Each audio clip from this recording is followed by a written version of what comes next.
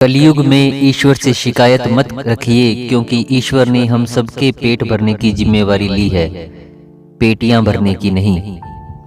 MSG videos channel में आपका स्वागत है।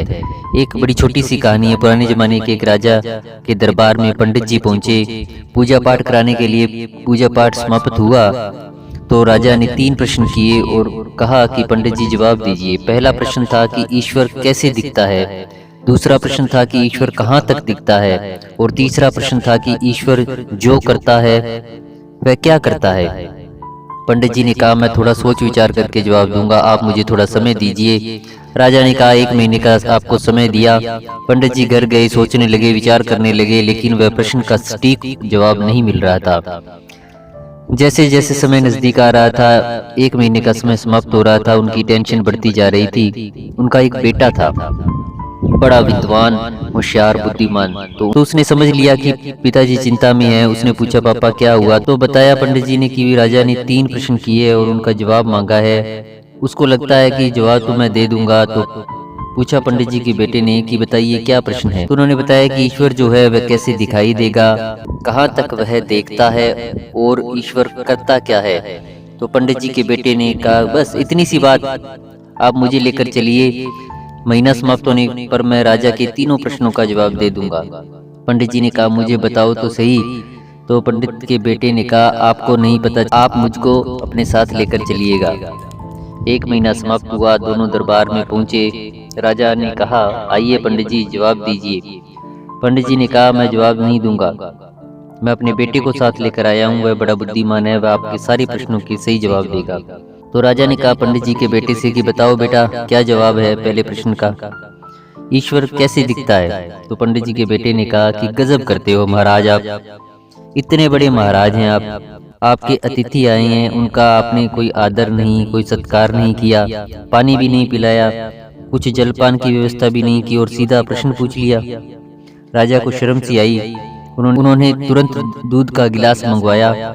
दूध का गिलास आया तो पंडित जी के बेटे ने उसमें उंगली डाल करके देखना शुरू किया और दूध को बाहर निकालकर देखना शुरू किया। थोड़ी देर तक तो ये चलता रहा। फिर राजा ने पूछा कि ये क्या कर रहे हो?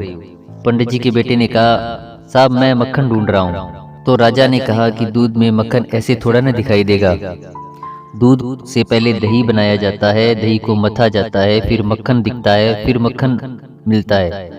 पंडित जी के बेटे ने कहा कि ठीक यही बात तो मैं बताना चाहता हूँ कि ईश्वर ऐसे न थोड़ा दिखाई देगा, वह हर आत्मा के अंदर विद्यमान है, हर आत्मा में, हर जीव में आत्मा है, उसी में ही परमात्मा रहता है।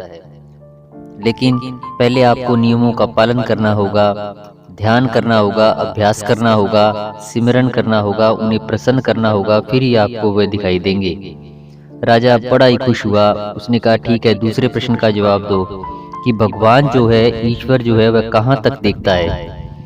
पंडित जी के बेटे ने कहा कि आप एक मोमबत्ती मंगवाइए। मोमबत्ती मंगवाई गई, फिर मोमबत्ती को जलाया गया। पंडित जी के बेटे ने पूछा कि राजन, ये बताइए कि इसकी रोशनी कहाँ तक जा रही है। राजा ने कहा कि चारों तरफ जा रही है। तो पंडित जी के बेटे ने कहा, बिल्कुल, भगवान भी चारों तरफ देखता है, चारों तरफ उसका प्रकाश विद्यमान है। यह मत सोचो कि हमारे कर्मों का हिसाब उसके पास नहीं है, उसके पास हर कर्म का हिसाब है। राजा बहुत ही प्रसन्न हुआ और उसने कहा कि अब तीसरे प्रश्न का जवाब दो कि ईश्वर करता क्या है। पंडित जी के बेटे ने कहा कि आप यह सवाल गुरु बनकर पूछ रहे हैं या शिष्य बनकर पूछ रहे हैं। राजा ने बड़ी विनम्रता से कहा कि मैं शिष्य बनकर पूछ रहा हूँ।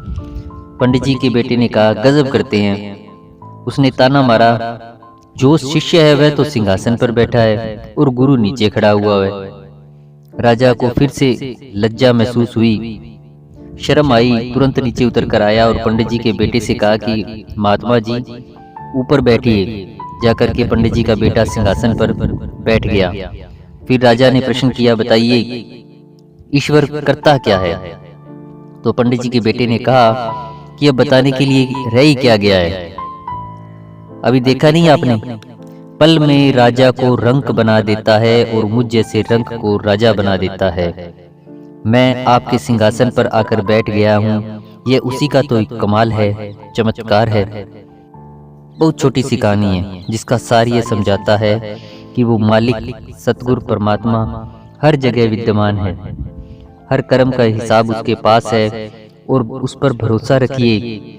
वह रंक को भी राजा बना सकता है अगर आपके अंदर संपूर्ण विश्वास है उसके प्रति। इसी तरह सतगुरु के परमार्थी कृष्णों का वृत्तांत और नई नई साखियाँ देखने के लिए, सुनने के लिए अभी सब्सक्राइब करें आपके ही इस चैनल को।